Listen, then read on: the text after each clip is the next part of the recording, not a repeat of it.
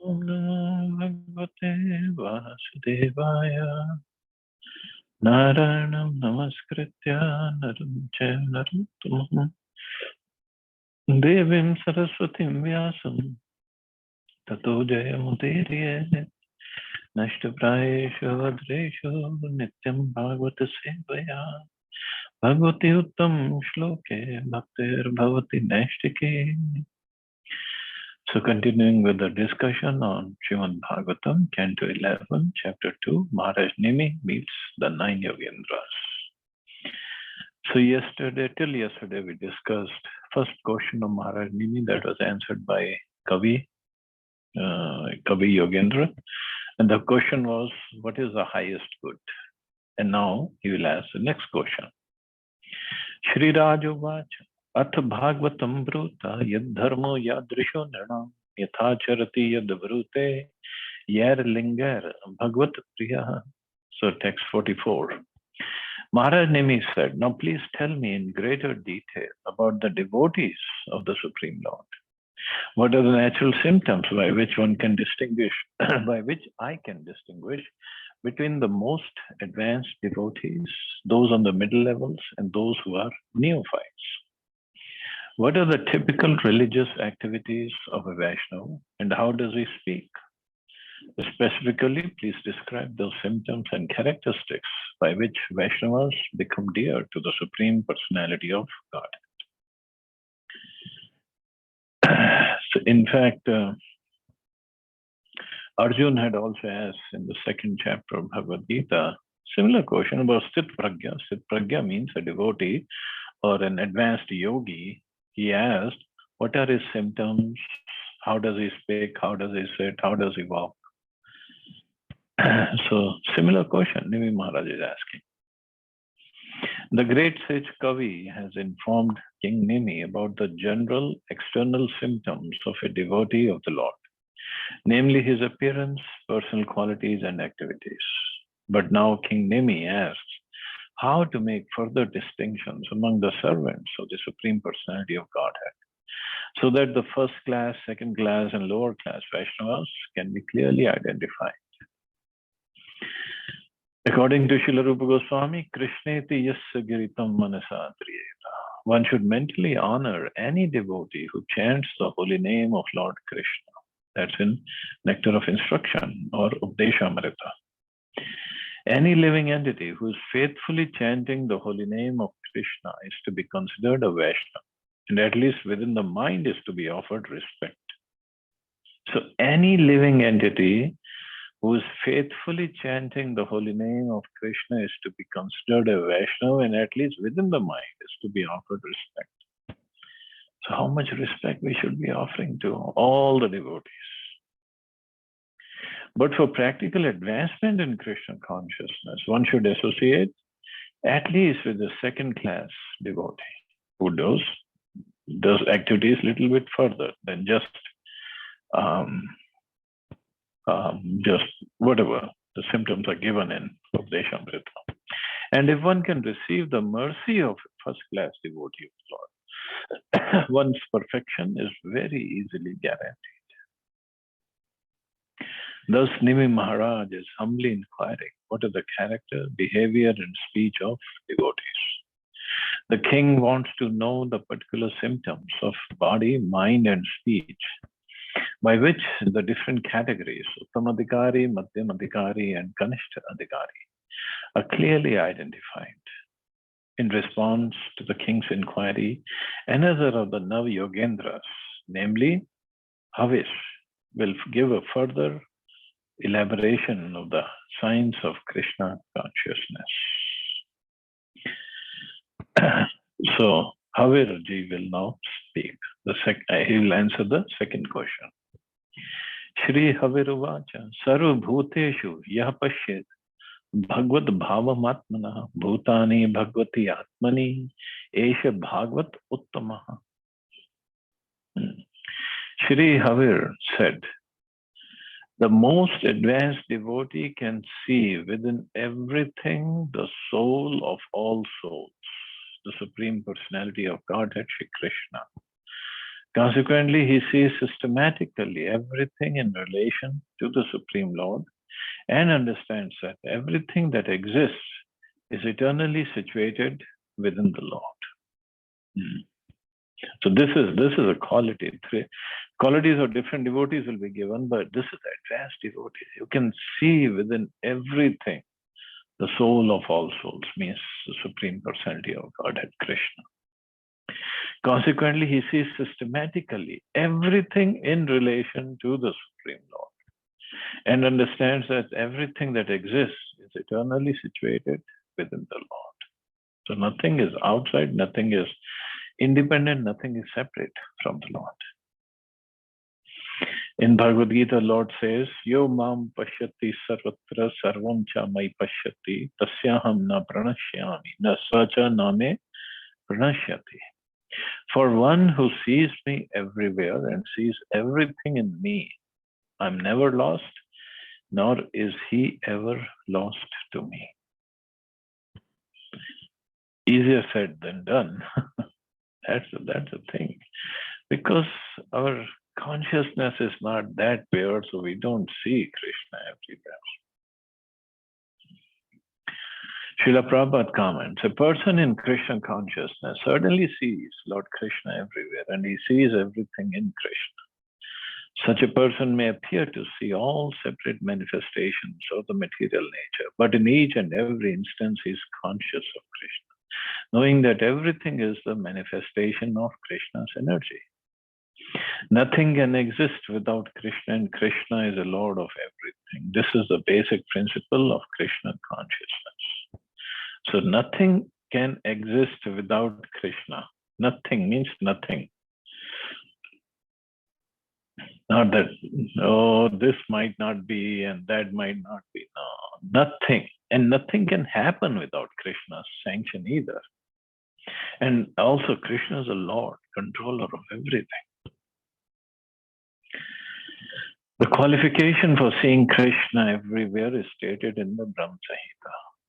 I worship the primeval Lord Govinda, who is always seen by the devotee whose eyes are anointed with the pulp of love.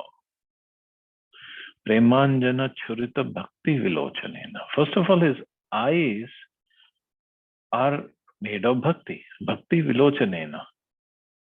His eyes are completely made of devotion service and they're anointed with the pulp of love.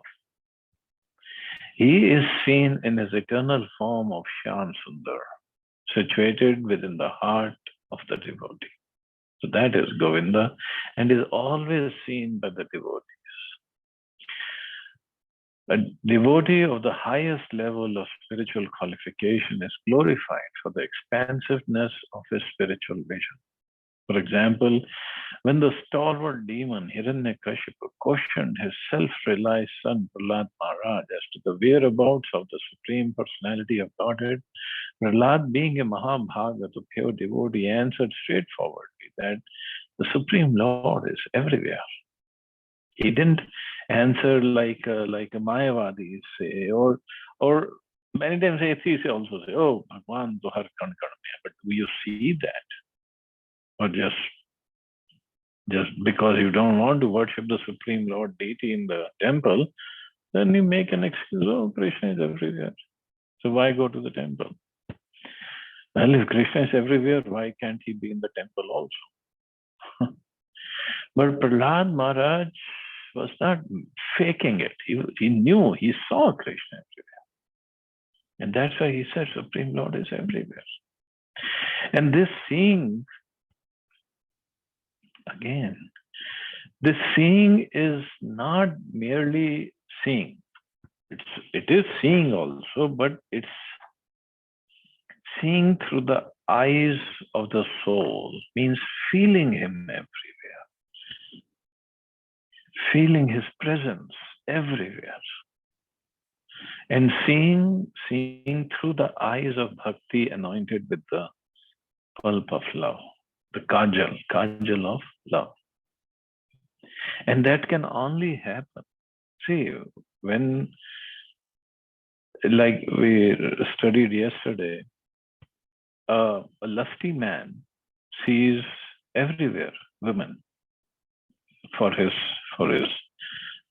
sense gratification, lusty desires, to fulfill his lusty desires.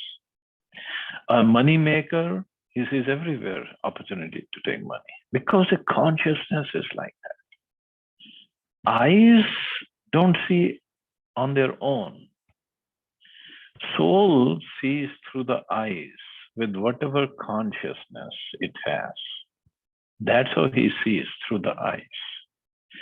So similarly, a devotee, because his consciousness is that, he's always full of love for Krishna and is Krishna conscious, so he sees Krishna everywhere.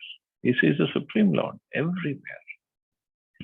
And the Supreme Lord's hand in every activity, his sanction in every activity.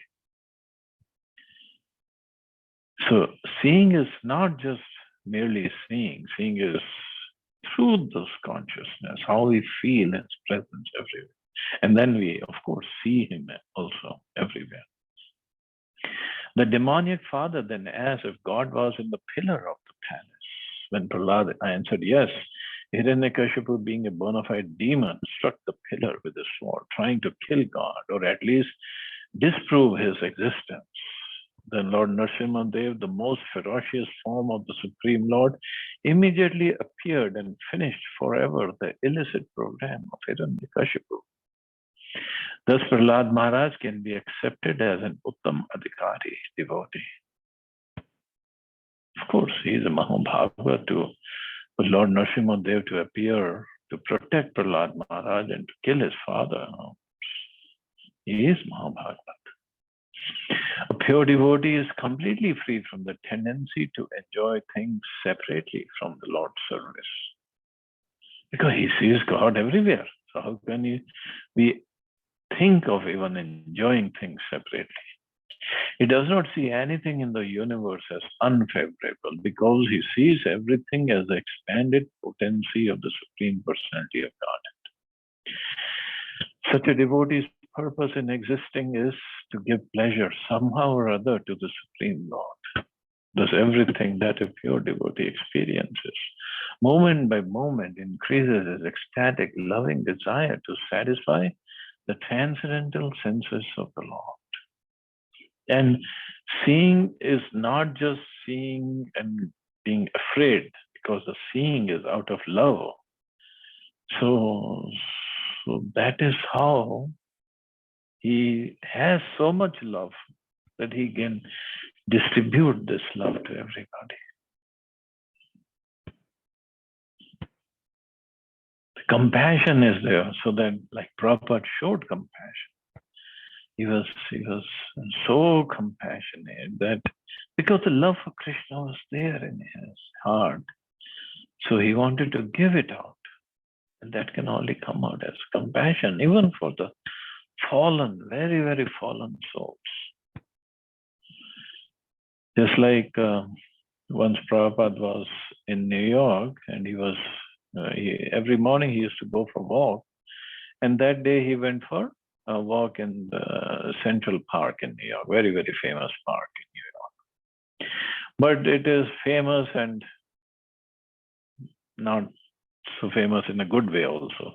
Many times it's infamous also, because many homeless people are there and the weather is right.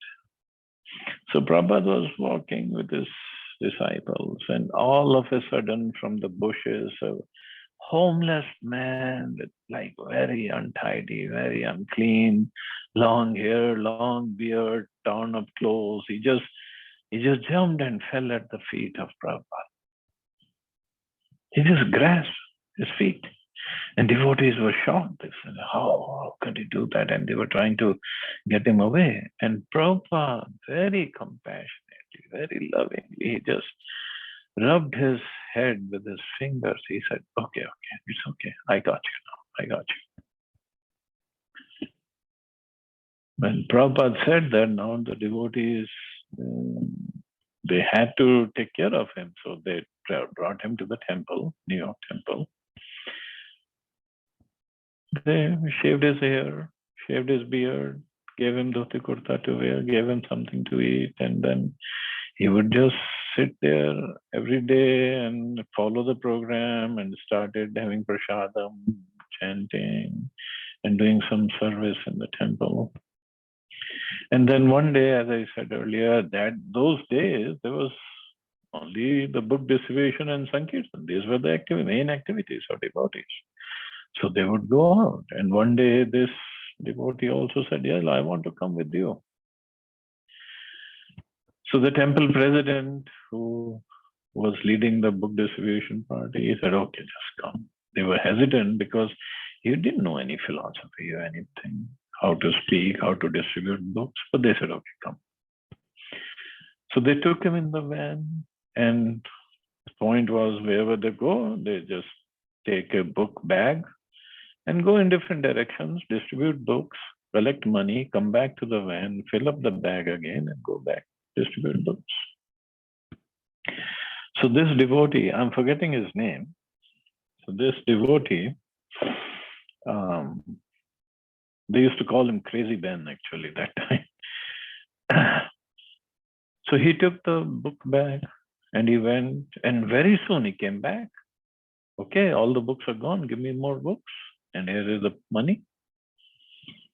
And the person inside the van who was in charge of keeping the accounts and making sure everything is going okay, he was shocked because none of other devotees were back, and this guy, first time on book distribution.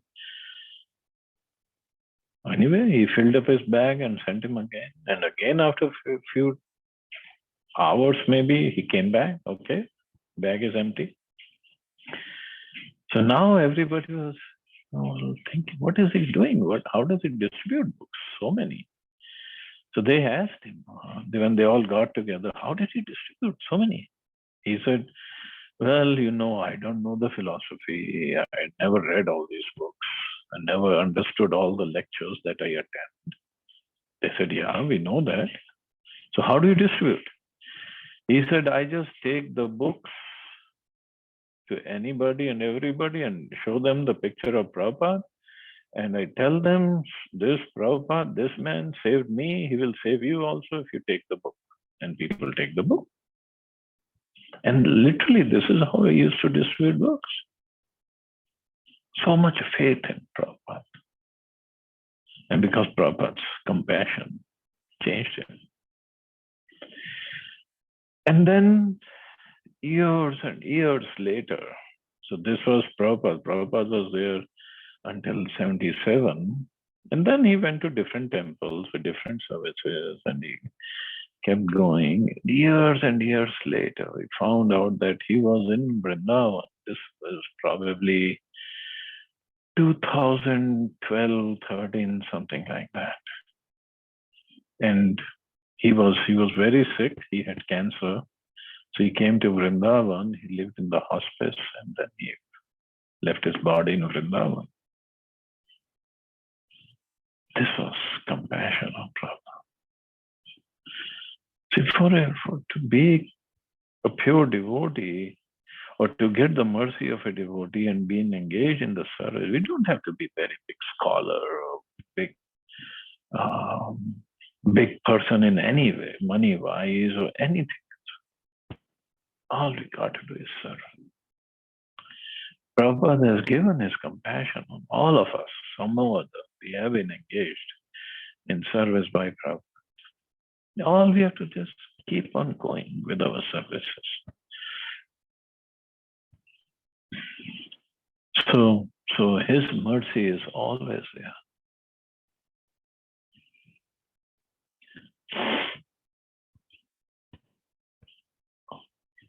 I don't know how I came to Prabhupada's topic.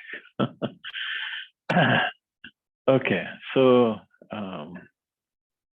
the pure devotee, he sees Krishna everywhere, and because of his heart is full of love for Krishna, he can only come out in the form of compassion, complete compassion.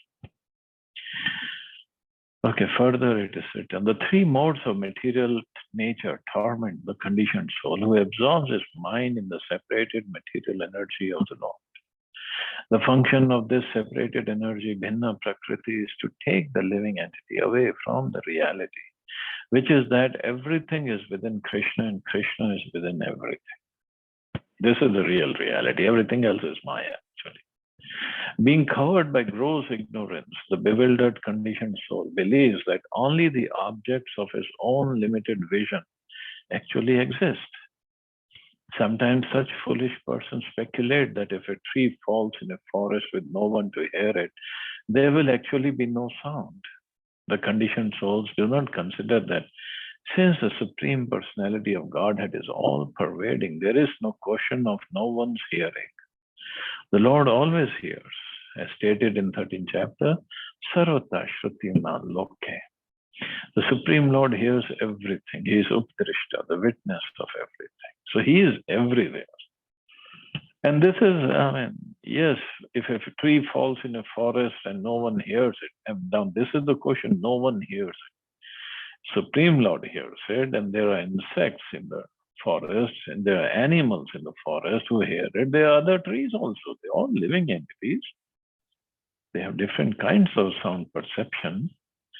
They also hear it.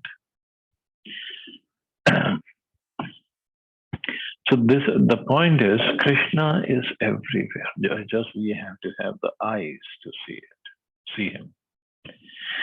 In this verse, the word Bhagavat Uttama, the most advanced devotee, indicates that there are those who are not gross materialists, but who are not the highest devotees. According to Srila Bhaktisiddhanta Saraswati Thakur, those who cannot properly distinguish between devotees and non-devotees, and who therefore never worship the pure devotees of the Lord, are to be known as Kanishtadhikaris, devotees on the lowest stage of devotional service. Such Kanishtadhikaris engage in the worship of the Supreme Lord, especially in the temple, but are indifferent to the Lord's devotees.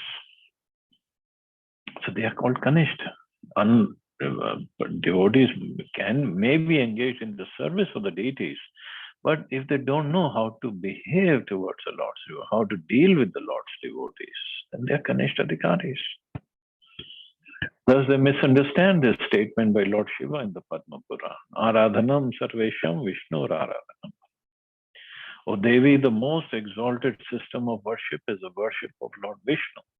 Greater than that is a worship of Tadiya or anything belonging to Vishnu.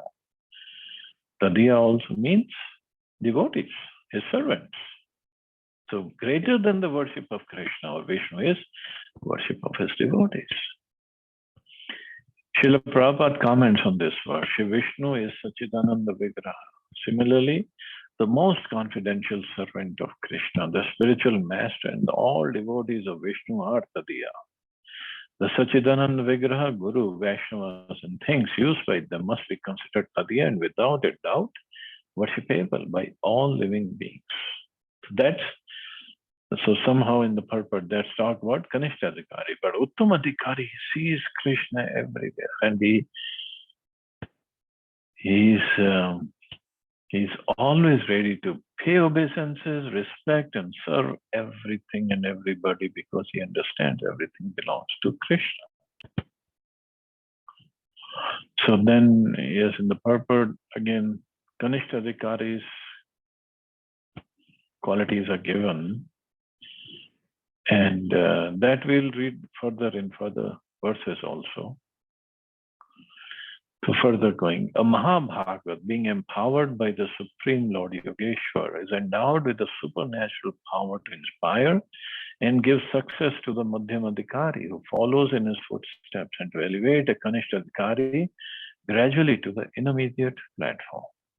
So Mahabhagavat, by his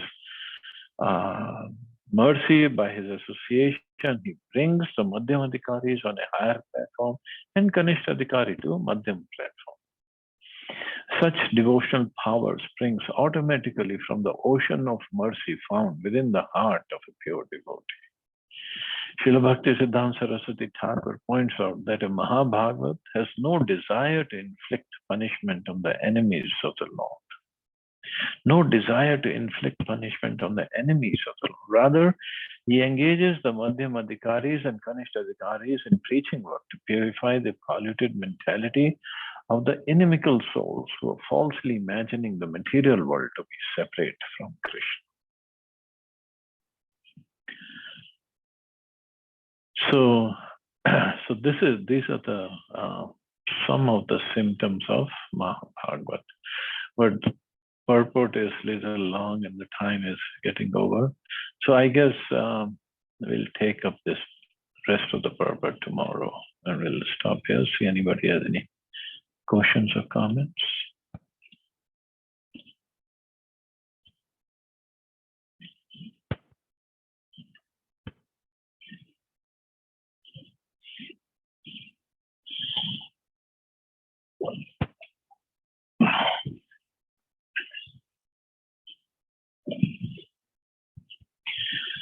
Okay, so we'll stop here. You all have a safe and wonderful day.